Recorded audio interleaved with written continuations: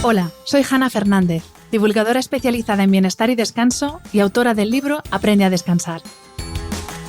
Quiero darte la bienvenida a un nuevo episodio de mi programa de podcast A Guide to Live Well, una guía práctica de bienestar en la que descubrirás de la mano de los mayores expertos cómo cuidar tu salud y tu entorno para vivir más y vivir mejor. 1 de cada 4. En el mundo, 1 de cada 4 personas sufre o sufrirá un trastorno mental a lo largo de su vida. Según se desprende del estudio El estado de la salud mental en España, realizado por Sanitas en abril de este año 2022, en España, cerca del 92% de las personas considera tener un buen estado de salud mental y bienestar emocional, aunque el 40,7% reconoce que podría mejorar y un 8,3% cree que no está en buen estado. 2 de cada 3 personas encuestadas considera que la situación económica y laboral es un factor que les genera malestar emocional en sus vidas, especialmente entre las mujeres. Y los problemas derivados de las relaciones familiares o con personas cercanas son los asuntos que más afectan a la salud mental, algo que provoca inestabilidad emocional en al menos el 74% de los casos. La atención a la salud mental de las personas y comunidades es condición indispensable para el desarrollo de calidad de vida y el ejercicio pleno de una ciudadanía en la que se conjuguen los derechos y deberes. Así lo indica la Estrategia de Salud Mental del Sistema Nacional de Salud 2022-2026 del Ministerio de Sanidad. Sin embargo, los datos hablan por sí solos. En el episodio de esta semana vamos a intentar entender por qué está sucediendo esto y, más importante, qué herramientas tenemos a nuestro alcance para frenar esta espiral tan peligrosa de la mano de Sanitas, mecenas de esta entrega especial del podcast, y de la mano de la doctora Soraya Bajat Pacios, jefa de Servicio de Psicología y Psiquiatría del Hospital Universitario Sanitas La Zarzuela, del Hospital Universitario Sanitas La Moraleja y del Hospital Virgen del Mar. Cuida tu mente es el nuevo servicio digital de psicología de Blue IU de Sanitas para la prevención y el tratamiento de la salud mental y emocional a través de 4 pilares. La orientación diagnóstica, para ayudarte a entender lo que te está pasando y derivarte al especialista o especialistas más apropiados en tu caso, si es necesario. El contenido digital personalizado en formato vídeo, audio, podcast, libro, para cuidar tu estado mental y emocional. El acompañamiento y seguimiento mediante el registro de tus emociones, síntomas, recursos, estrategias para manejar el malestar, etc. Y el soporte profesional con acceso al mejor cuadro médico por videoconsulta y consulta presencial cuando lo necesites. A través del servicio Cuida tu Mente de la app Mi Sanitas podrás realizar una valoración psicológica online, acceder a los contenidos digitales personalizados y complementar la consulta de psicología con un recurso digital para mejorar la efectividad del tratamiento. Cuida tu Mente es el nuevo servicio digital de psicología de la plataforma Blue IU de Sanitas, para cuando necesites ayuda por dentro. Tienes toda la información en su web blueiu.es. My dad works in B2B marketing. He came by my school for career day and said he was a big ROAS man. Then he told everyone how much he loved calculating his return on ad spend. My friends still laugh at me to this day. Not everyone gets B2B, but with LinkedIn, you'll be able to reach people who do. Get a $100 credit on your next ad campaign. Go to linkedin.com/campaign to claim your credit. That's linkedin.com/campaign. Terms and conditions apply. LinkedIn, the place to be, to be. What up, y'all? It's Joe Budden, here to talk about Prize Picks. Prize Picks is the best place to win real money while watching football. You can get up to 100 times your money. Prize Picks will give you $50 instantly when you play your first $5 lineup. You don't even need to win to receive the $50 bonus. It's guaranteed. Just download the Prize Picks app and use code SPOTIFY. That's code SPOTIFY on Prize Picks to get $50 instantly when you play a $5 lineup. Prize Picks. Run your game. Must be present in certain states. Visit prizepicks.com for restrictions and details.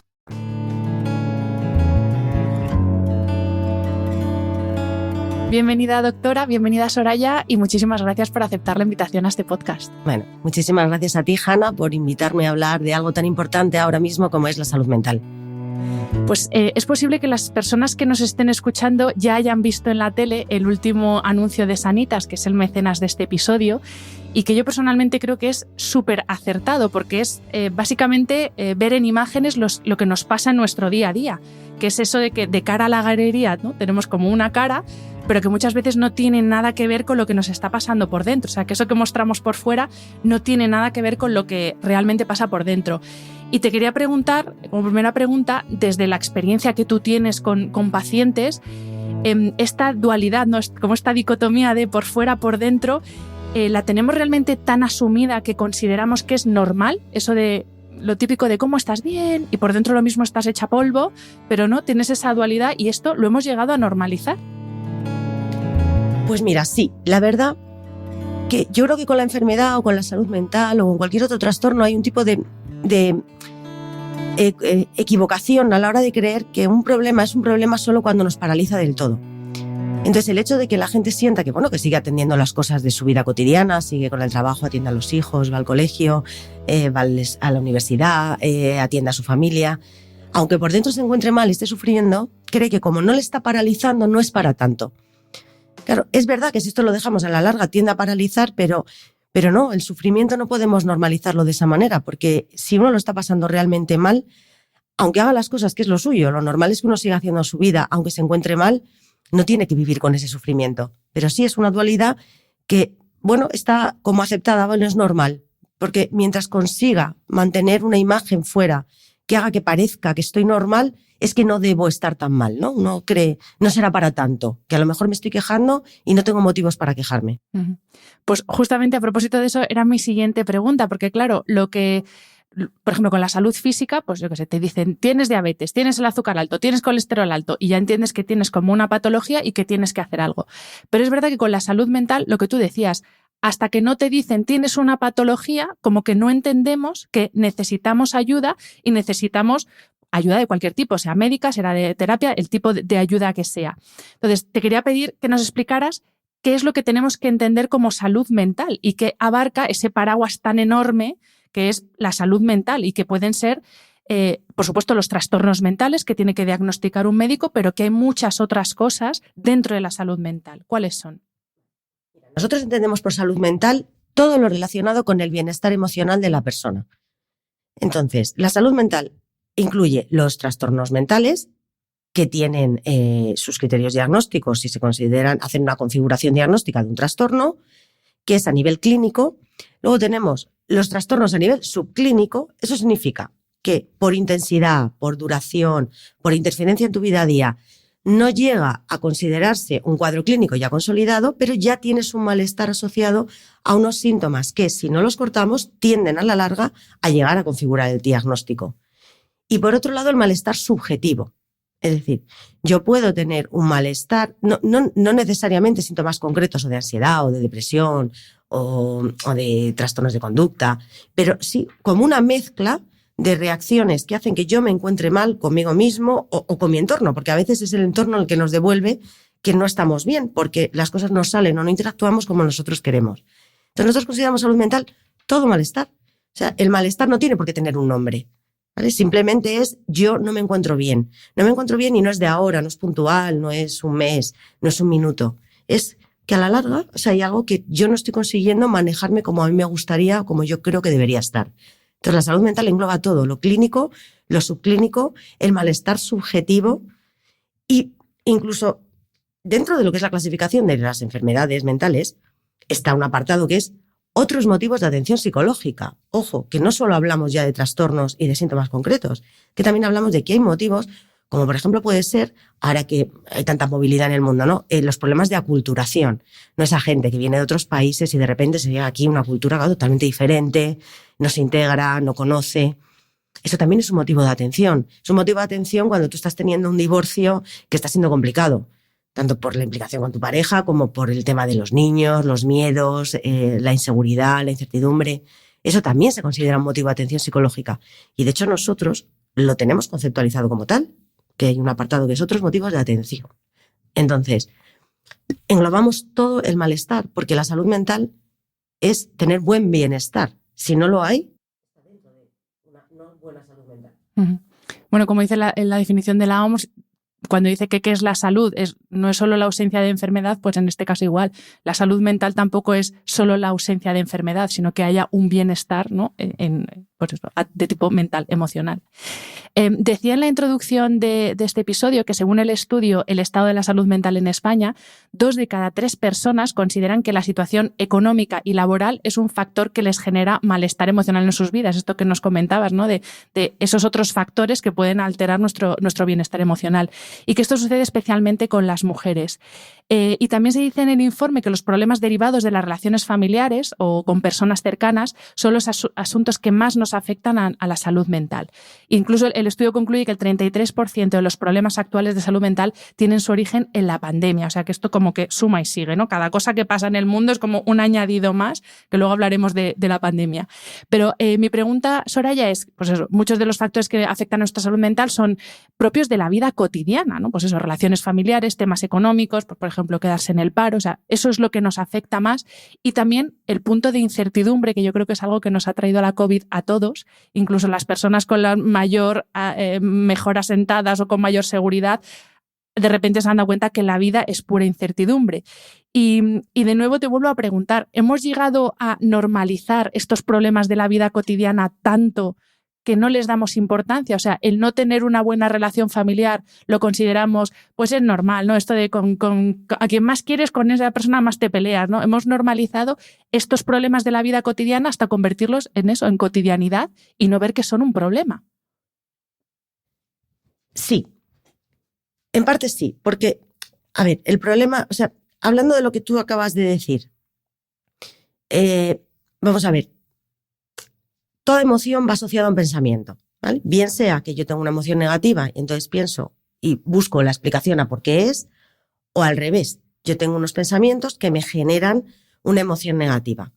Pero las emociones van asociadas a pensamientos y los pensamientos tienen contenido. Entonces el contenido de las emociones tiene que ver con nuestro día a día, porque ¿qué nos va a preocupar? Pues me he peleado con mi pareja o tengo este problema, no sé cómo manejar esto con mi jefe, no sé cómo gestionar el tiempo.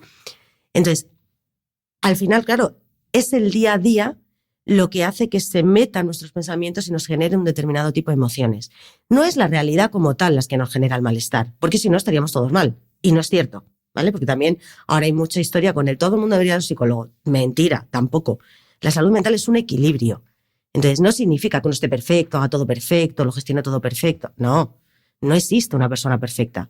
Es un equilibrio entre lo que las cosas buenas, las cosas que hacemos menos bien, pero en general pues, nos encontramos bien.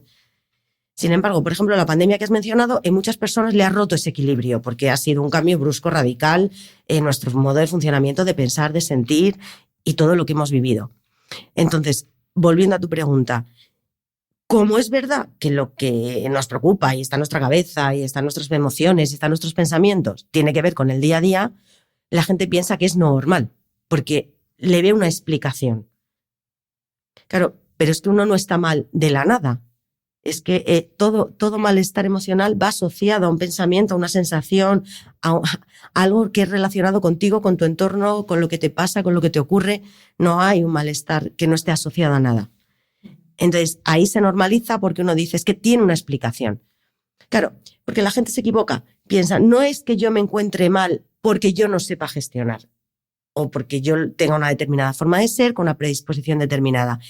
Es que yo tengo motivos para encontrarme mal. Entonces, como lo ven razonable, pues creen que no hay que intervenir en eso. Y también porque yo creo que, hablo como paciente, ¿no? En este caso, pero sí que es verdad que muchas veces tenemos la percepción de que tiene que pasar algo gravísimo como para que tu salud mental se vea afectada. Pues eso, pérdida de un familiar o una situación muy, muy grave. Y no, es que es esa cotidianidad. Y también hablando de la cotidianidad, a veces como mucha gente a tu alrededor le pasa lo mismo, dices, pues nada, esto como nos pasa a todos es normal, aquí a callarnos y a tirar para adelante. Efectivamente. Pero fíjate, la gente tiene una creencia equivocada porque cuando fallece un familiar no tienes un problema de salud mental. De hecho, nosotros en consulta no tratamos los duelos hay que vivirlos. Es más, nos preocupa cuando el paciente no vive el duelo. O sea, yo intervengo en un duelo cuando veo que el afecto que debería tener esa persona es tristeza y paradójicamente está como anestesiado. ¿Vale? Porque es que a veces conceptualizamos lo contrario a lo que es. ¿no? En una situación de duelo, lo lógico es estar triste. Es que si no estás triste, pues Ese es ahí el es donde problema. está el problema. Y Soraya, ¿cómo podemos saber que lo que nos pasa no es un mal día? Porque también es verdad que a veces tendemos a dramatizar situaciones que no son un drama. Ojo, no quito importancia a las que sí que la tienen, pero hay épocas en la vida que son malas rachas, hay días que es un mal día y ya está. Entonces, ¿cómo podemos distinguir eso de una situación en la que realmente necesito ayuda? ¿No? Que también es normal sentirse mal, tener un día torcido y ya está, que tampoco hay que darle más drama del que tiene. Correcto. Vamos, es que de hecho la gente tiene una falsa creencia con que la salud mental es estar siempre contento, y no es verdad. La salud mental se define como coherencia situacional, es decir, yo tengo que estar acorde a lo que me ocurre. Si tengo motivos para estar enfadado, debería estar enfadado. Si tengo motivos para estar contento, contento. Si no, neutro. Si triste, triste. Pero dentro de justa medida. Entonces, ¿cuándo es cuando uno debe acudir a consulta o pedir ayuda profesional? Cuando se encuentra su estado de ánimo no es acorde a la situación que está viviendo, bien porque el afecto que tiene no es el que quizá sería el más lógico que tuviera, o porque la intensidad es excesiva. Es decir, si yo tengo motivos para enfadarme contigo porque me has dicho algo que no me guste, bueno, hombre, me enfadaré, pero un poco. Si ese enfado implica que estoy 3 días alterado y que no soy capaz de dejar de pensar en el enfado, a lo mejor yo tengo un mal manejo de la hostilidad. Y además, esto no es nuevo. Quiero decir, la gente en el fondo, si se para a analizarse, lo sabe. Porque las malas rachas son puntuales, adscritas a algo en concreto y se pasan. Un mal día lo tiene cualquiera. Bueno, de hecho lo tenemos todos, ¿vale? Entonces, eso lo sabemos. ¿Por qué? Porque no es permanente, no es continuo en el tiempo. Uno, cuando ve que este conflicto que tengo hoy, que lo he tenido con mi pareja, es el mismo que yo tenía con mi madre y además es el mismo que a veces tengo con un amigo. O sea, uno a sí mismo, si se observa un poco, ya ve que hay una secuencia, ¿no? Que cada vez que le pasan determinadas cosas, responde de determinada forma y que eso le hace sentir mal a él o a su entorno. Entonces, la clave de nosotros que decimos para venir a salud mental es cuando notamos que hay algo que llevamos haciendo a lo largo del tiempo y el resultado casi siempre es negativo. Entonces, claramente tenemos un patrón de conducta que, por lo que sea, no hemos aprendido a manejarlo de una manera correcta. Cuando el malestar es sostenido, ya no es un día, ni 2, ni 3, sino que estamos con el mismo estado de ánimo una semana, otra, y hay un cambio brusco, es cuando debemos pensarnos que a lo mejor nos está pasando algo que ya excede, ¿no?, la normalidad. Y yo algo que siempre le digo a todo el mundo, hay que escuchar a la gente que nos quiere.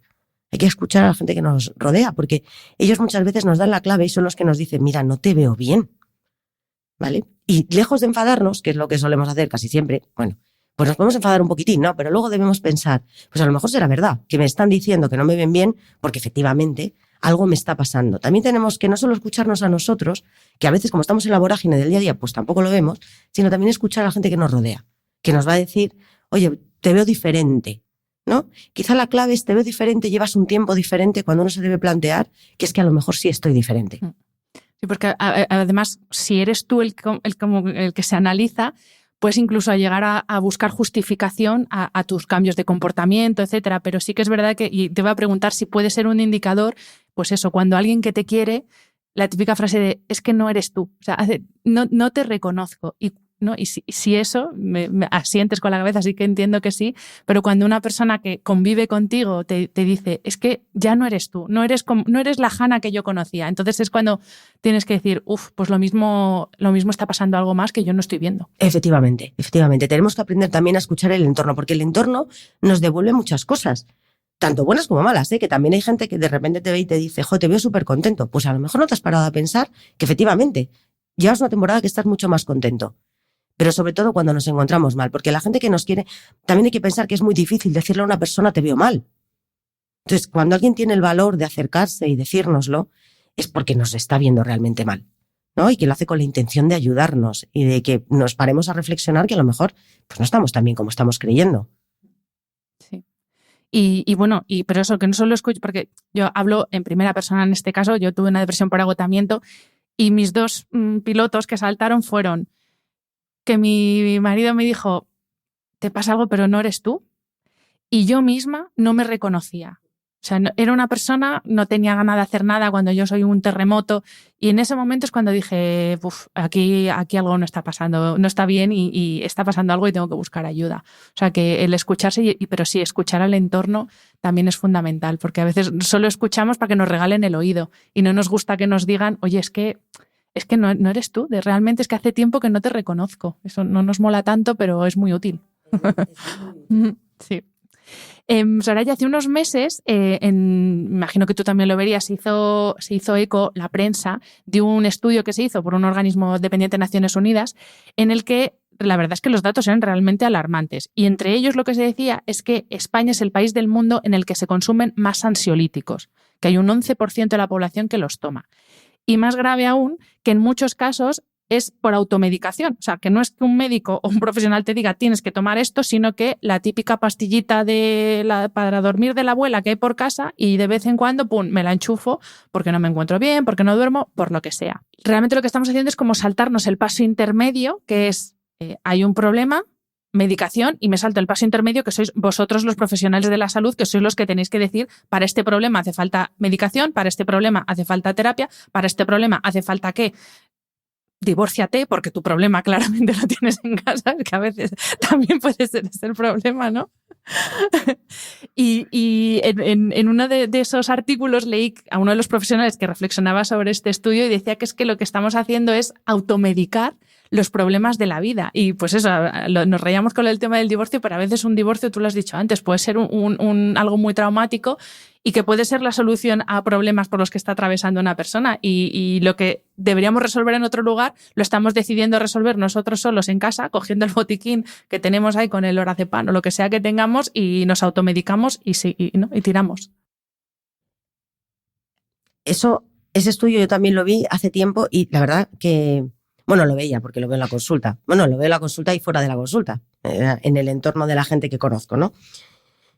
A ver, automedicarse no hay que hacerlo nunca. Entre otras cosas, mira, yo voy a contaros un ejemplo personal, que yo esto se lo cuento mucho a mis pacientes, que esto es real, es mío. Yo fui un día a la peluquería, me entró agua en el oído y al día siguiente me levanté, oye, un dolor en el oído derecho, que no me extraña que los criterios diagnósticos de otitis pongan mal carácter, ¿eh? Porque de verdad, no, lo ponen dentro de los criterios diagnósticos, aparte del dolor, cambios en el carácter, porque el dolor es insoportable.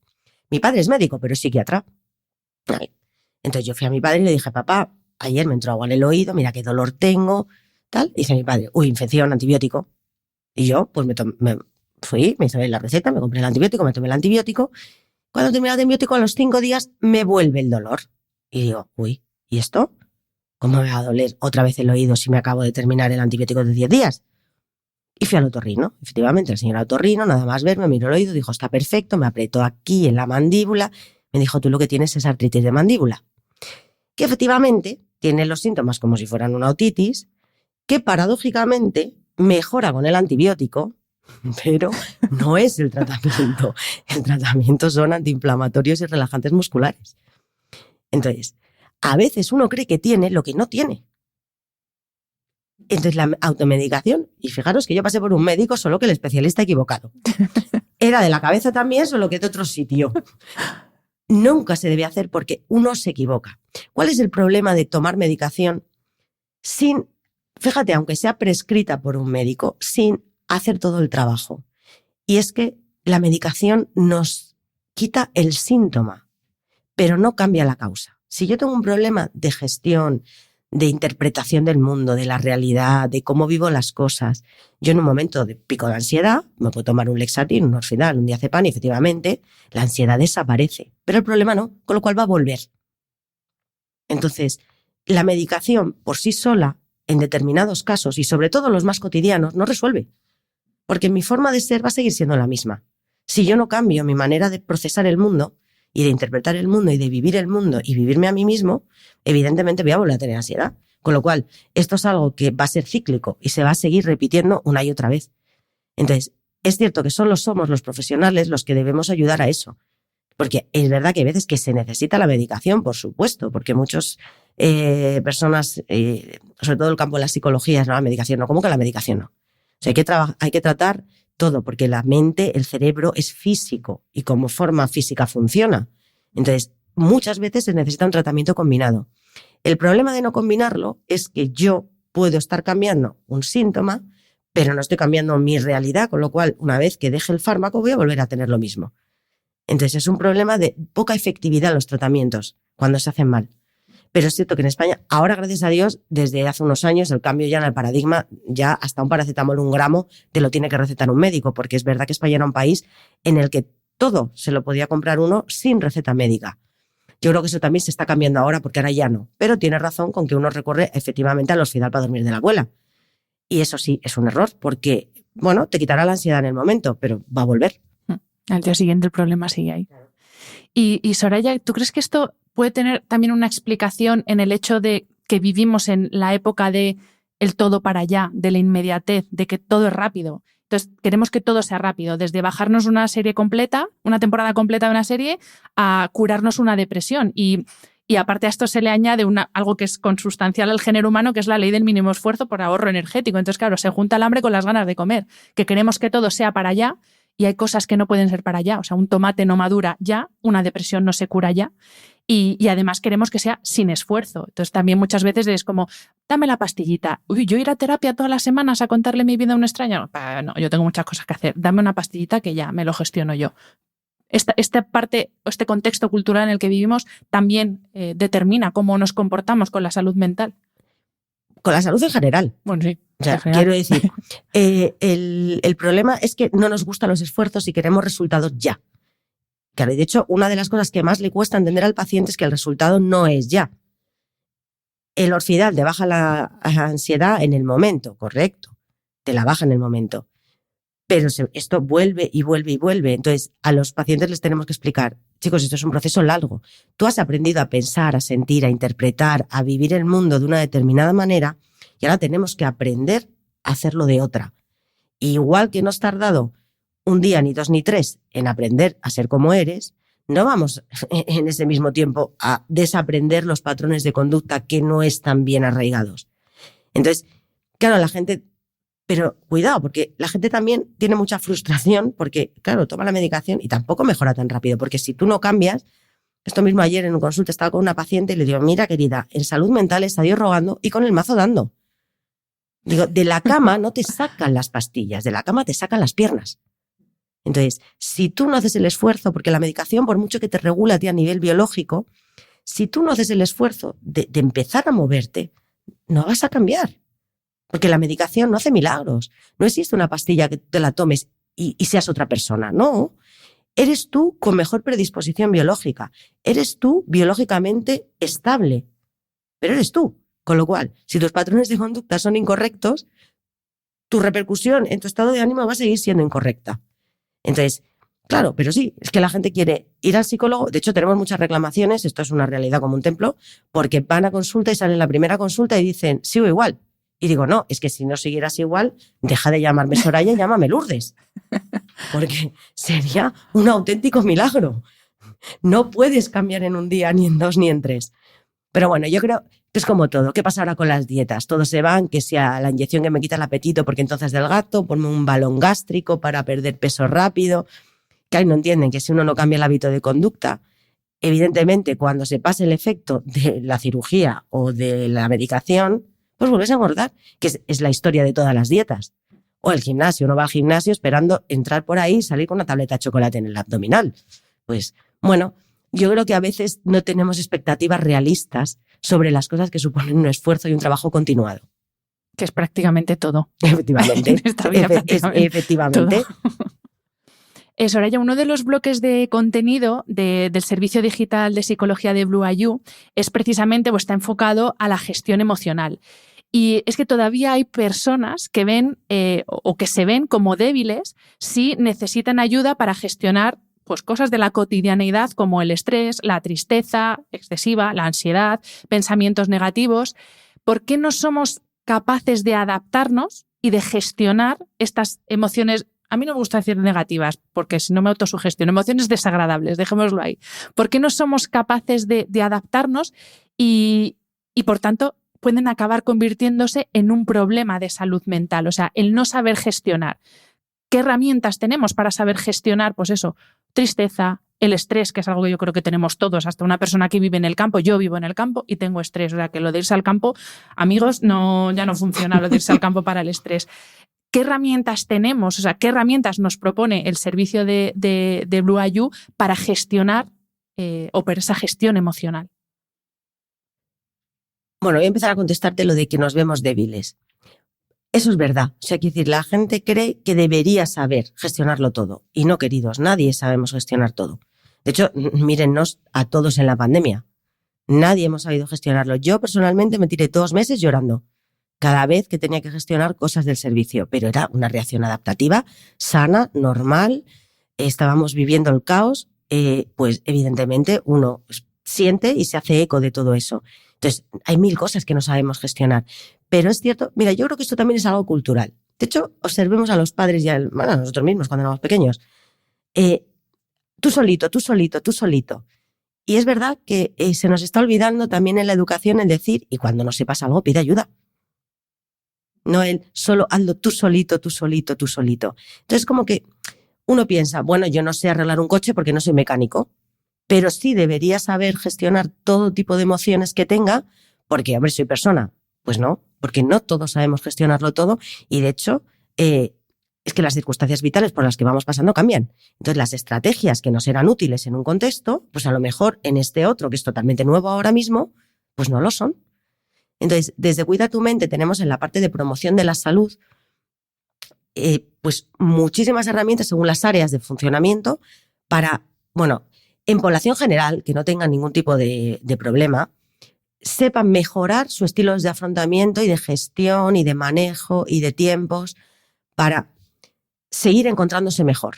Y en la parte de intervención, que es donde entramos en juego los psicólogos, pues aquí estamos nosotros para ver exactamente qué es lo que te pasa a ti, qué herramientas tienes, de qué dispones y por qué no funcionan, ¿vale? Porque estás utilizando a lo mejor estrategias menos adaptativas o estrategias que no están funcionando para el problema concreto que tú tienes en este momento.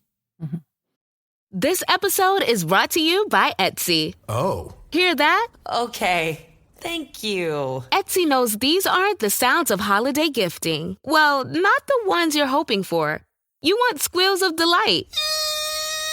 Happy tears. How did you? And spontaneously written songs of joy. I am so happy. Oh yeah, oh yeah, oh yeah. Okay, the song needs a bit of work, but anyway, to get those reactions, make sure everyone on your list feels heard with handmade, handpicked, and designed gifts from small shops on Etsy. Gifts like personalized jewelry, custom artwork, cozy style items, vintage pieces, and home decor to celebrate all of your favorite people and their specific kind of special. For original gifts that say, I get you, Etsy has it. At Mayo Clinic in Florida, we're detecting the undetectable with AI technology that can spot signals in the human voice that are indicators of heart disease. Learn more at mayoclinic.org/possible. Mayo Clinic, you know where to go. Claro, y es importante la diferenciación que has hecho porque que no piense la gente que nos está escuchando que esto es una máquina, ¿no? Como cuando llamas a una centralita y te contesta una máquina respuestas automáticas, que el servicio no es ese, que hay una primera parte que es precisamente eso, cuando no hay una patología y simplemente son necesarias herramientas que desconocemos y luego, por supuesto, hay todo un respaldo de profesionales de carne y hueso, como tú, que atendéis en el caso de que sea necesario, que eso sí que me parecía importante. Luego vamos a hablar también de esto más en detalle, pero bueno, sí que me parecía importante puntualizar que esto no es una máquina que te va dando respuestas random, ¿no? Según, si dice A, pues la respuesta de la máquina es B, si dice, no, que esto que es otra cosa bastante más complejo que todo eso. Pero siguiendo con la pregunta anterior, Soraya, otro motivo sobre el que tenemos que poner el foco, también según el estudio de Sanitas, porque es otro dato que arroja, es que el 69% de los encuestados no acude al psicólogo por una cuestión económica, que bueno, ahí no entramos en discusión porque cada uno tiene la vida que tiene o los recursos que tiene, pero que un motivo importante es la vergüenza. ¿Por qué nos sigue dando vergüenza decir, o sea, cuando ya es una cosa del día a día? Ahora, gracias a Dios, ahí está el foco puesto en la salud mental. Afortunadamente, ya no sois como, pues eso, el que cura al loco, ni los psicólogos ni los psiquiatras. Pero ¿por qué nos sigue dando vergüenza decir, yo misma lo reconozco, a mí me ha costado, hasta los 40 años no he sido capaz de decir abiertamente que he ido al psicólogo cuando lo he necesitado? Me ha costado, pues desde los 30 y pico hasta los 40 años calladita, que lo mismo decía que iba a ver a unas amigas cuando yo me iba a mi terapia. ¿Por qué nos sigue dando esta vergüenza? Bueno, yo creo que hay dos factores. Hay una parte que es vergüenza hablar de lo que te pasa, ¿vale? Porque, a ver, cuando viene la consulta, yo os voy a decir, no es fácil. O sea, llegar a un extraño que no conoces de nada y empezar a contarle cosas que no le cuentas a nadie, pues no es fácil. Es cierto que una vez que das el paso, luego la gente le encanta. Y de hecho, le cuesta hasta dejar de venir, ¿no? Es que cuando te abres y te liberas dices esto, vamos, todo claro, suelto. Y esa confianza y esa sensación de aquí puedo decirlo todo, puedo contarlo todo, porque es un sitio donde uno no es juzgado, uno es ayudado, pero no es juzgado. Pero ese primer paso, claro, es difícil, porque tú te sientas delante de un señor o una señora que no has visto en tu vida, que no conoces de nada, y empiezas a contarle todas tus historias. No es fácil. Entonces hay una parte de vergüenza inicial, que es cierto que es una vez que se vence, es facilísima. Pero luego está la otra vergüenza, que es cómo no soy capaz de hacerlo yo solo. De hecho, eso es una frase que muchas veces es la primera que nos dicen los pacientes en consulta. O sea, que vengo enfadado porque ¿por qué yo no puedo y otros pueden? Entonces, también que entiendan que no, es que no todo el mundo puede. O sea, venir o no es señal de poder. Cuidado. ¿Cuánta gente hay que necesitaría ayuda y no la pide? Muchísima. Entonces, eso de ¿por qué tengo que venir? ¿Por qué no he sido capaz? O sea, me da vergüenza asumir que no he sido capaz de gestionarlo. ¿Qué va a pensar todo mi entorno? Que soy débil, que soy torpe, que soy un inútil. O sea, es verdad que hemos avanzado. O sea, antes van a pensar que soy loco. Eso ya, gracias a Dios, se fue. Pero ahora ya es más que van a pensar que soy torpe. Entonces, bueno, también, a ver, hemos avanzado mucho en la salud mental. Yo llevo 20 años ejerciendo, no tiene nada que ver de cuando empecé ahora en la normalización. O sea, yo he ido viendo, ¿no? Y viviendo la progresión. Pero, por ejemplo, me voy más atrás con mi padre. O sea, la gente iba escondidísima. Vamos, estaba en el Corte Inglés de compras porque era una vergüenza. Bueno, hemos avanzado mucho, pero todavía nos queda mucho camino por avanzar. Que al final, pues igual que uno dice, me voy al dentista, me voy al otorrino, me voy al gine, pues me voy al psicólogo o me voy al psiquiatra. Y el psiquiatra todavía hay que hacer más trabajo de normalización porque, ojo, que la mente es física. Que yo muchas veces he hecho cursos y he empezado con una muñeca y le arranco la cabeza y le digo, chicos, ¿por qué todos vivimos así la salud mental? Como si nuestra mente fuera algo abstracto, que no tiene nada que ver de nuestra bioquímica, ¿no? La mente es física y a veces físicamente necesita ser tratada. Entonces, bueno, estamos avanzando en ese terreno, pero sí, la vergüenza es un factor importante por las dos cosas. ¿Por qué no he podido? Y ahora, ¿con qué cara voy yo? Yo una señora que no conozco de nada, le cuento. Y sobre todo en población masculina, que cada vez hay más. Eso te iba a preguntar. Que no, claro, cada vez hay muchísima más masculina. O sea, y sobre todo ya en adolescentes y en gente joven, bueno, ya es una normalización, pero la gente más mayor, claro, no sabe hablar de sus sentimientos, pero es un tema cultural. O sea, es que antiguamente las mujeres sí hablábamos de nuestros sentimientos, pero los hombres no. O sea, los hombres, recordemos todo, los hombres no lloran, nunca, no expresan, que eso por supuestísimo está cambiando. Las nuevas generaciones no tienen nada que ver, ¿vale? Con independencia de que nuestros cerebros sean diferentes y expresemos de manera distinta, ahora los hombres expresan, pero claro, es que hay muchos que no saben expresar. Es que también para ellos es difícil expresarlo porque no saben cómo. Yo eso lo he visto en hombres ya a partir de mi edad, de 40 años, pues imagínate, cabeza de familia, que es como, no, si es que yo soy el cabeza de familia, yo aquí soy el fuerte, ¿cómo voy a ser yo el débil si lo que yo tengo que hacer es, no, al resto de la familia tiro yo de la familia? Y precisamente en esos casos, justamente es cuando hace más falta casi el tener un apoyo externo. Cuando tú eres el sustento y el apoyo de tu familia, el tener ese apoyo externo casi es más necesario incluso. Claro, es que yo en consulta a todos los pacientes les enseño, la fortaleza no es saber hacerlo todo, nadie sabe hacerlo todo. Y es imposible saber hacerlo todo y sobre todo, y lo más importante, es innecesario. Es agotador pretender hacerlo todo. Y es que es absolutamente innecesario. Hay un montón de gente que hace unas cosas fenomenal. ¿Por qué puñetas tengo yo que hacerlo todo fenomenal? La fortaleza es saber reconocer necesito ayuda. Eso es ser fuerte. Es decir, me pasa algo, voy a hacer algo por solucionarlo. Ahí está la fuerza. La fuerza no está en saber hacerlo o saber gestionarlo. La fuerza es saber asumir, pues oye, necesito ayuda porque esto no sé hacerlo. Nos has hablado y has dicho ya varias veces que la mente es algo físico, y sí que es verdad que cuando hablamos de problemas de salud mental sí que buscamos explicación en factores biológicos, en factores genéticos, ¿no? Lo típico de la predisposición a, igual que tienes predisposición a colesterol alto, pues también en temas de salud mental tiramos ahí del tema hereditario, que habrá cosas que tengan predisposición genética, otras que no. Pero hay quizá un conjunto de factores que incluso puede que sea más determinante que esa predisposición o que esos factores biológicos, que es nuestro estilo de vida. O sea, todos esos hábitos, eso que repetimos cada día y que pueden estar afectando, bueno, pueden no, que afectan directamente, bien o mal, dependiendo de cómo sean los hábitos, a la salud mental. Y es uno de los contenidos también que tenéis, y es uno de los contenidos más resaltados dentro de Cuida tu mente, por eso, porque no puede haber, y si no, corrígeme, no puede haber un bienestar, una salud mental, si no hay unos hábitos saludables. ¿Y cuáles son esos hábitos? Claro. Claro, es que no puede haber una buena salud mental si no hay una buena salud física. Entendiendo por salud física, no que no tengas un trastorno. O sea, un trastorno físico, orgánico, no, porque la gente con enfermedades está sana mental. No me refiero a eso, me refiero, el cuerpo tiene unas necesidades básicas que hay que cumplir. Y una de ellas es el movimiento. El cuerpo no está diseñado prehistóricamente para estarse tumbado, el cuerpo está diseñado para moverse. Entonces, la gente que tiene trabajos muy activos, el ejercicio físico pues ya lo tiene complementado con su actividad, pero por desgracia la mayor parte de las personas pues trabajamos así, como estamos ahora tan ricamente todas aquí sentadas. Entonces, tenemos que complementar toda esa quietud con un movimiento, porque el cuerpo está diseñado para la actividad y para el descanso, para el movimiento y para la quietud, para todo. Entonces, para una alimentación sana. O sea, el cuerpo es prehistórico, el cuerpo no está diseñado para irse a un restaurante 5 estrellas, el cuerpo está diseñado para cazar, recolectar y comer los alimentos básicos, efectivamente. Entonces, afortunadamente estamos en un momento boyante donde pues podemos elegir nuestra alimentación, pero cuidado, sin olvidarnos que tenemos que cuidar nuestra salud.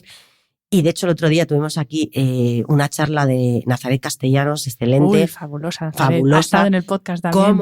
Cómo nos explicaba que efectivamente la microflora intestinal, en función del tipo de alimento que le des, activa unas otras partes del cerebro. Claro, porque el cerebro es orgánico, entonces en función de las sustancias que segregue, pues estarás de un estado de ánimo o de otro. De hecho, yo, cuando los pacientes esto no lo entienden, le digo, pero vamos a ver, el alcohol y las drogas, ¿por qué la gente lo consume? Porque te cambia lo que sientes y te cambia lo que percibes. Que, dicho esto, matiz, error gravísimo, ¿eh? No hay que consumir, que es fatal para la salud. No estamos incitando al consumo de nada. Es una explicación de una precisión. ¿Por qué nuestra mente es orgánica? Si nuestra mente fuera algo abstracto, algo que fuera independiente de nuestra bioquímica, las drogas o el alcohol no nos cambiarían lo que percibimos. Sin embargo, lo hacen. ¿Por qué? Porque es física. Entonces, como algo físico, físicamente lo tenemos que cuidar. Y lo tenemos que cuidar con la alimentación, lo tenemos que cuidar con el sueño, lo tenemos que cuidar con el nivel de actividad. Sobre todo, todos aquellos que tenemos un estilo de trabajo que es sedentario. ¿Vale? Porque la persona que ya está todo el día trabajando en el campo no les hace falta ir al gimnasio. ¿Vale? Ya están haciendo un ejercicio permanente. Pero el resto, la gran mayoría que estamos quietos, sí debemos movernos porque el cuerpo está diseñado para moverse. Y al moverse está generando endorfinas, está quemando adrenalina. O sea, cuando dicen el ejercicio libera tensiones, por supuesto, porque la adrenalina, que es lo mismo, la adrenalina, todo lo que activa el sistema simpático, que hace que tengamos una descarga de adrenérgica que se puede vivir como ansiedad, si uno está haciendo ejercicio físico, esa descarga va a los músculos. Con lo cual no va al cerebro, ya no va a los pensamientos ansiógenos. Entonces, claro que hay que moverse, obvio, el cuerpo está diseñado para eso. Claro que hay que comer bien, porque la alimentación depende de lo que luego segregue tu cerebro. De hecho, fijaros, hay una cosa curiosa, eso lo habréis visto todos. La gente el día que empieza una dieta se siente mejor. Objetivamente pesa lo mismo, está igual de gordo o de delgado. Porque en un día, o en 2, o en 3 no les ha dado tiempo a perder peso. Sin embargo, su estado de ánimo, o sea, observar a cualquier persona que empieza una dieta, desde el primer día se siente mejor, como si hubiera adelgazado. No has adelgazado, objetivamente. Pero tu cuerpo está mejor porque siempre que se hace una dieta para adelgazamiento se come mejor. Claro, porque comemos los alimentos básicos de una manera sana cocinada. Entonces, es fundamental la alimentación para nuestro estado de ánimo. Y en Cuida tu mente, claro, tenemos mucho, pues enseñar, ¿no? Enseñar hábitos sanos de sueño, de descanso, de ejercicio, pero todo en su justa medida, cuidado, ¿vale? Porque tanto el exceso como el defecto es perjudicial. Hablemos de sueño, porque este podcast es sobre bienestar, pero sí que es verdad que yo estoy muy centrada en el tema de sueño y descanso, es mi batalla personal, porque creo que también se nos ha ido un poco la olla en centrarnos mucho en, y esto hablo de nuevo en primera persona, mi depresión por agotamiento fue porque dije, ¿para qué voy a dormir? Si yo puedo estar trabajando 24 horas al día, como súper bien, hago ejercicio, medito, yoga, lo hago todo bien, menos dormir, que eso pues yo ya decidí que para qué iba a dormir y así acabé como acabé. Entonces creo que no le estamos dando todavía la importancia que tiene al descanso también para nuestra salud mental, para ese equilibrio emocional. Todos sabemos cómo te levantas al día siguiente de no haber pegado ojo. Es que no te soportas ni tú. Pero no entendemos que eso, cronificado en el tiempo, no puede tener beneficios positivos, que va a tener necesariamente beneficios negativos. Es algo que también está incluido en el servicio de Cuida tu Mente, pero sí que te quería pedir, Soraya, que nos hables específicamente de cómo afecta el descanso y el sueño, porque el sueño es lo que hacemos por la noche, pero el descanso durante el día, ojo, que también es importante, a nuestra salud mental. Y sobre todo a partir de lo que tú ves en consulta. No sé si tú ves gente que lo que le pasa es que duerme 4 horas. Sí, claro, por supuesto. O sea, de hecho, el sueño, tanto por exceso como por defecto, es una de las principales formas que se altera cuando uno no se encuentra bien. Vamos a ver, el cuerpo es primitivo, el cuerpo tiene su propio ritmo circadiano, su propio ritmo de vigilia-sueño y no lo podemos alterar. O sea, hay unas necesidades básicas que si no están cubiertas, no podemos tener las necesidades altas. Tenemos que empezar por las básicas. Y el sueño es fundamental. O sea, esto es como el teléfono, si no lo apagas nunca se te termina rompiendo. El cerebro tiene que descansar, porque además el cuerpo segrega diferente en vigilia que durmiendo. Y es necesario todas las hormonas y todos los neurotransmisores, todo lo que se segrega es necesario, tanto el de día como el de noche. De hecho, mira, esto todas las que son madres lo saben, con el rollo de que no cojas tanto al niño porque lo despiertas, porque los niños si no duermen no crecen. Y es verdad, en parte. Porque la hormona de crecimiento se segrega durmiendo. ¿Vale? Entonces, el cuerpo está diseñado para las dos cosas, para la vigilia y para el sueño. Y es igual de malo no dormir que dormir en exceso. O sea, las personas que van en el espectro más de la ansiedad y de las estructuras ansiosas tienden a sobreocuparse, la sobreactividad y, por tanto, menos horas de sueño, igual que en los cuadros depresivos es al revés. Porque de hecho la depresión es hasta eso, ¿no? Que es una depresión geográfica, una ausencia de terreno. Y en lo emocional es una ausencia de actividad, una ausencia de energía. Entonces es tan malo uno como el otro, ¿vale? Porque el cuerpo tiene que tener correctamente definido las horas de sueño y las horas de vigilia. Y no podemos jugar con eso, porque es que no estamos jugando con nuestra salud mental solo, estamos jugando con nuestra salud física también. Totalmente. Para la Organización Mundial de la Salud, esto lo hemos dicho antes, la salud mental se define como un estado de bienestar, también lo has dicho tú, en el cual la persona es consciente de sus propias capacidades, puede afrontar las tensiones normales de la vida y puede trabajar de forma productiva y fructífera y es capaz de hacer una contribución a su comunidad. Esto es la definición de la OMS. Y yo de aquí he extraído una serie de términos para que, si te parece, hablemos de cómo son de relevantes para cuidar nuestra salud mental. El primero que he extraído es el de trabajar de forma productiva. Y claro, primera pregunta. En este mundo que vivimos de la hiperproductividad, que hasta las horas de ocio tienen que ser productivas porque tengo que generar un contenido que luego tengo que subir a redes para que todo el mundo vea que estoy haciendo sin parar, ¿cómo gestionamos este no parar de hacer para que no afecte a nuestra salud mental? Porque claro, yo siempre digo, si yo fuera un monje budista, que estoy en el Tíbet sentada en una roca, es muy fácil parar de hacer. Pero en el mundo en el que vivimos todos, no es tan fácil parar de hacer, porque, joder, también hay muchas cosas que queremos hacer, que no es malo el hacer cosas. Entonces, ¿dónde encontramos ese equilibrio para que tanto el trabajo como nuestra vida sea productivo, sea fructífero, sin que sea en detrimento de nuestra salud mental? El trabajo productivo se define como... O sea, ya no es una cuestión de tiempo, es una cuestión de capacidad y aptitud para el trabajo. O sea, nosotros llamamos trabajo productivo a saber trabajar de forma que el tiempo que estés trabajando sea eficiente. ¿Eso qué significa? Significa que el cerebro no puede estar 16 horas al día activo. No puede. O sea, no puede porque pierde concentración. Tú le puedes forzar a que esté activo y tú puedes estar 16 horas al día, pero evidentemente la calidad del trabajo no va a ser lo que llamamos trabajo productivo.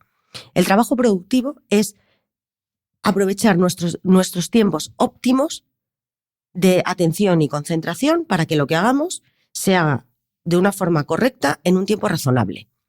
¿Qué ocurre? Que la gente lo alarga y además al alargarlo lo que entramos es en falsas creencias. Y voy a poner un ejemplo concreto porque si no esto es difícil de entender. O sea, el cerebro está diseñado para estar 7-8 horas en concentración, no más. ¿Vale? Porque pasado ese tiempo el cerebro, y en función de la complejidad a veces menos, ¿vale? Entonces el cerebro pasado ese tiempo ya no está funcionando bien, ¿vale? Porque ya la atención ya no puede estar tan sostenida, la concentración no puede estar igual. Entonces, ¿qué pasa? Que a la gente a veces nos cuesta parar. Me incluyo, que yo soy igual. Hasta que ahora os voy a contar. Entonces, uno al final dice, no, lo hago hoy porque mañana por la mañana. Entonces me voy a agobiar porque no me va a dar tiempo. ¿Qué pasa? Que lo estoy haciendo hoy después de 8, 9 o 10 horas trabajando. Con lo cual tardo 2. Y mi cabeza dice, ¿ves? Menos mal que lo hice hoy. Porque he tardado 2 horas. Error. Has tardado 2 horas porque lo has hecho hoy cansado. Y tu cerebro ya no es igual de eficiente y tardas muchísimo más. Esto mañana por la mañana, despejado, tardas media hora. Entonces, el problema es que al final nos vamos dando la razón, porque digo, ¿ves cómo tenía que hacerlo? He tardado 2 horas. Y no somos capaces de ver que no hubieras tardado 2 horas si lo hubieras hecho bien. Y lo más importante es que uno se tiene que conocer. Es importantísimo. No todo el mundo funciona igual a las mismas horas. Yo, por ejemplo, soy vespertina, no soy matutina. De hecho, lo de hoy, chicas, fatal. La próxima vez a las 5 de la tarde. ¿Vale? ¿Ves? Ahí me matas a mí, porque yo soy matutina extrema. Claro. Tiene que ser 12 del mediodía, ni para ti ni para mí. Venga. Claro. Entonces, uno tiene que conocerse y tiene que saber cuáles son sus horas mayores de concentración. Entonces, los que somos vespertinos, esos que somos más productivos por la tarde-noche, pues debemos invertir la mañana en actividades mucho más dinámicas, menos rutinarias o que nos requieran menos capacidad de concentración y dejar aquellas tareas que impliquen una concentración extrema en las horas en las que sabemos que estamos mucho más concentrados. Y al revés, es decir, tenemos que aprender a conocernos, a saber yo cuándo funciono mejor, cómo, y distribuirme, porque trabajemos donde trabajemos, siempre hay horas que podemos, siempre hay cosas de trabajo que podemos hacer y que podemos elegir cuándo las hacemos. Entonces tenemos que saber priorizar, que eso es fundamental, porque esa es otra. Problema del siglo XXI. Todo es igual de urgente e importante. No todo es igual de urgente e importante. Hay cosas urgentes, hay cosas importantes y hay cosas accesorias.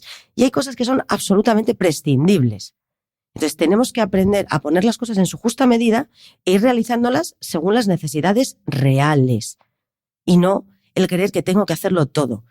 O sea, yo, por ejemplo, cosas concretas, veo pacientes, lista, llevar a los niños al cole, comprar no sé qué, preparar el álbum de fotos. ¿Cómo que preparar el álbum de fotos?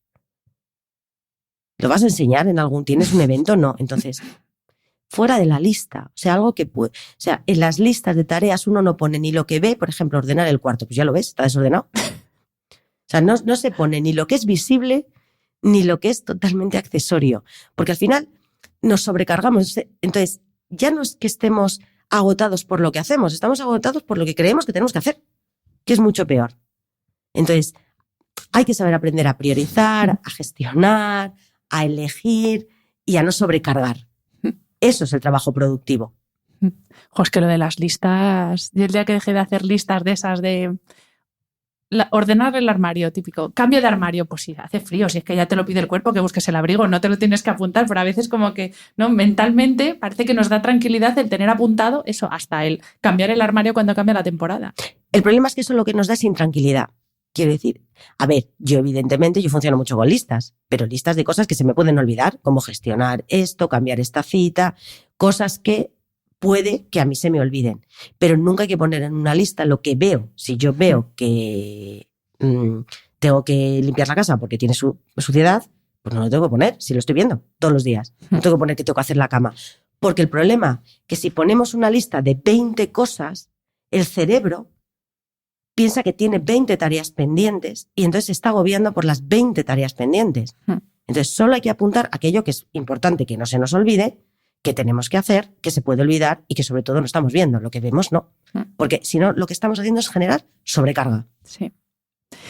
El otro componente que venía en esa definición de la OMS habla de la contribución a la comunidad. Y esto es algo que además también es otro de los bloques temáticos que hay dentro de la biblioteca de contenidos de Cuida tu mente, que tiene que ver con ese bienestar relacional, que al final somos seres sociales y necesitamos tener relaciones con otros seres a poder ser en carne y hueso. O sea, lo de la pandemia fue una excepción, pero a poder ser en persona, y relaciones que sean, o sea, realmente profundas, ¿no? No este tipo de relaciones que yo lo percibo mucho a través, sobre todo, de las redes sociales, que se generan como relaciones muy superficiales, que enseguida se llama uno amigo al otro y es como, no, o sea, yo amiga, es mi amiga Susana, que es como mi hermana, el resto es otro nivel, ¿no?, de amistad. Entonces, para volver al tema de la salud mental, ¿cómo de importante es tener esas relaciones estables, relaciones honestas, relaciones sinceras, relaciones que son de apoyo, que son como esa red, ¿no?, que te sustenta, esa red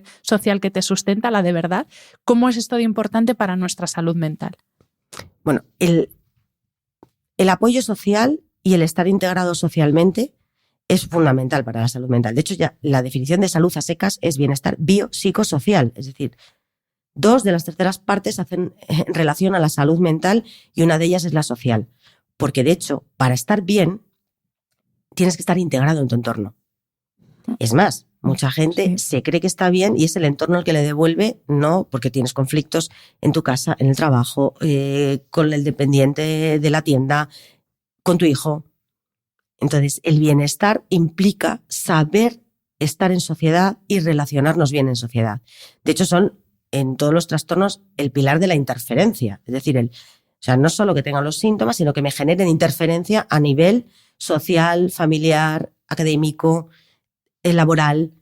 Entonces, la parte social es fundamental. Sí que es cierto que nosotros enseñamos en salud mental que hay muchos tipos de relaciones, ¿vale? Lo importante no es la cantidad, sino la calidad y también las expectativas. Porque efectivamente, lo que tú has dicho antes, esas relaciones también nos dan un feedback y nos hacen sentir bien. Pero tenemos que saber bien qué tipo de relaciones y qué podemos esperar de cada tipo de relación. Porque hay relaciones familiares que tienen un tipo de vínculo y un tipo de relación con amigos íntimos que no tienen que ser 100.000. ¿Vale? Es que no es cantidad, sino calidad. Y con esos tenemos ese tipo de relación. Y luego hay compañeros y luego hay colegas, por decirlo de alguna manera, que podemos pues ir de compras, ir a una fiesta, ir a tomar algo, pero bueno, que luego a la hora de intimidad tampoco es que tengamos mucha. Y es bueno tener muchos roles sociales diferenciados. Lo que genera muchas veces conflicto es que esperamos en determinados roles expectativas que a lo mejor serían de otro, ¿no? Entonces nosotros también enseñamos, bueno, qué tipo de relaciones tienes, qué es esperable en cada tipo de relación, dónde no te debes frustrar, dónde no debes acudir. Bueno, y también aprender a manejar ese entorno social, pero para la salud mental, si tú no estás integrado socialmente, tienes un serio problema. De hecho, el aislamiento social es uno de los criterios de trastorno mental, ¿vale? Porque, o bien porque tú no lo desees, que si ya tú no deseas esa interacción social es porque claramente algo te pasa, o bien porque no sepas manejarte socialmente de una manera correcta. Totalmente de acuerdo, sí. Es que yo, fíjate, estaba acordándome de un congreso que estuve hace poco de la Sociedad Española de Medicina Anti-Envejecimiento y Longevidad, y hay, pasa la crème de la medicina, y es gente muy avanzada, porque claro, todavía es una parte de la medicina que está en proceso, está en desarrollo.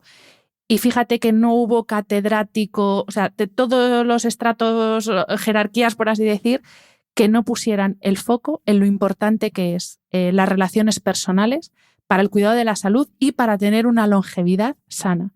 Y fíjate, es que en todas las charlas, de todas las ponencias, tengo apuntada la misma frase, que todavía científicamente no se ha demostrado que haya nada que funcione mejor para tener una buena salud y una longevidad sana que tener unas relaciones sociales sólidas y de calidad.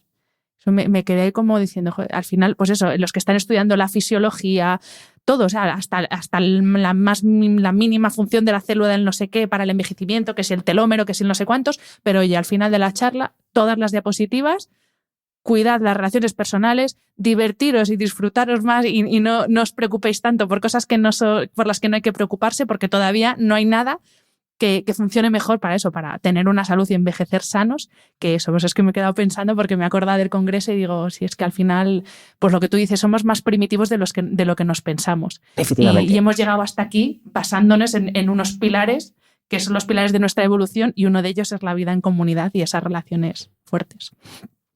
Pues, Soraya, voy a hacer un pelín de abogada del diablo con respecto al servicio de Cuida tu Mente, porque bueno, es indiscutible, yo creo que todos los que somos usuarios lo podemos ver, que Sanitas está a la cabeza de ofrecer soluciones de medicina digital, está a la cabeza de la innovación, de aplicar la tecnología y ponerla al servicio de nuestra salud.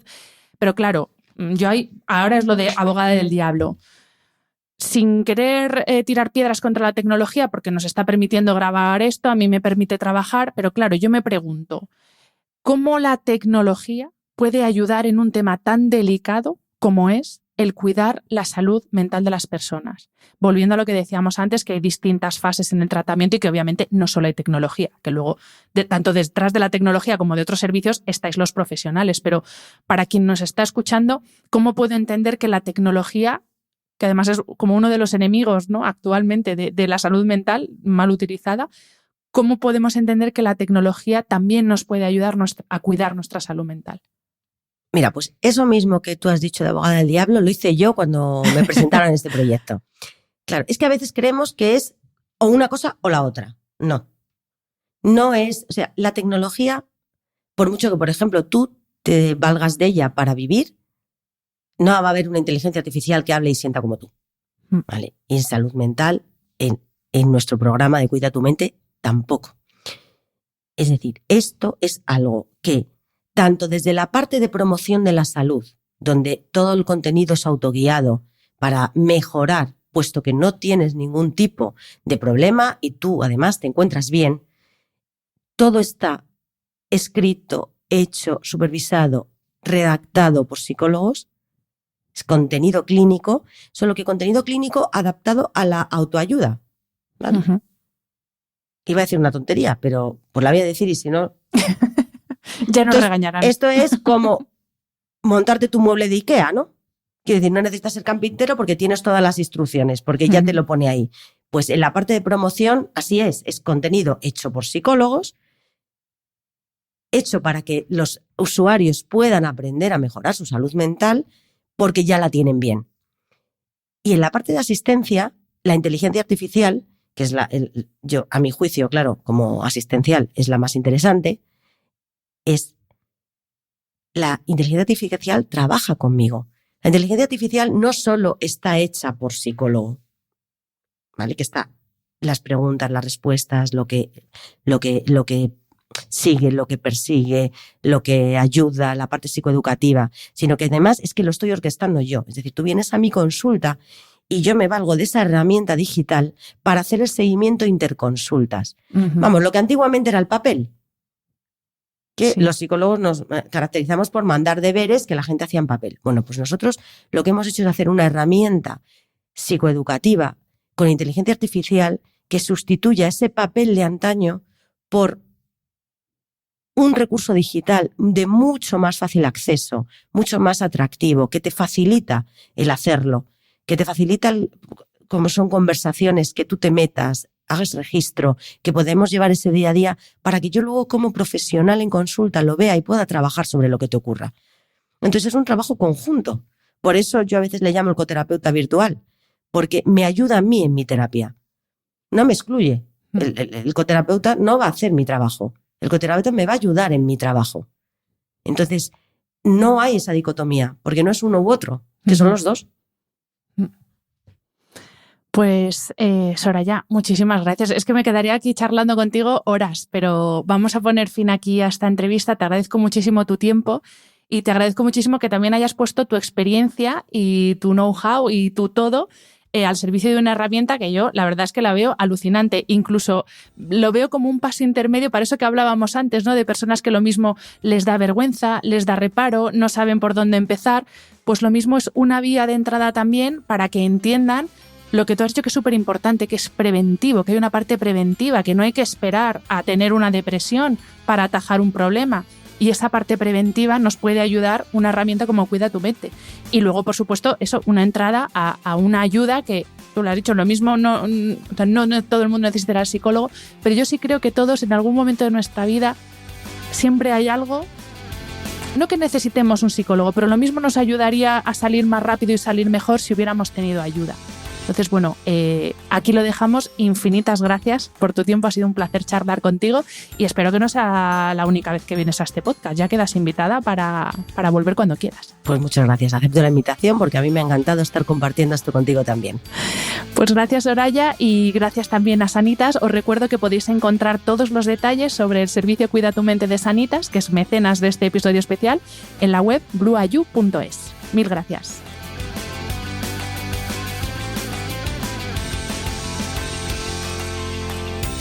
Espero que hayas disfrutado del episodio. Gracias por ayudarme a que este proyecto siga siendo viable e independiente visitando la web de mis anunciantes, dejando reseñas, comentarios y valoraciones en las distintas plataformas de reproducción y compartiendo mi contenido en tus redes sociales. Mil gracias por estar al otro lado. Nos escuchamos en el próximo episodio.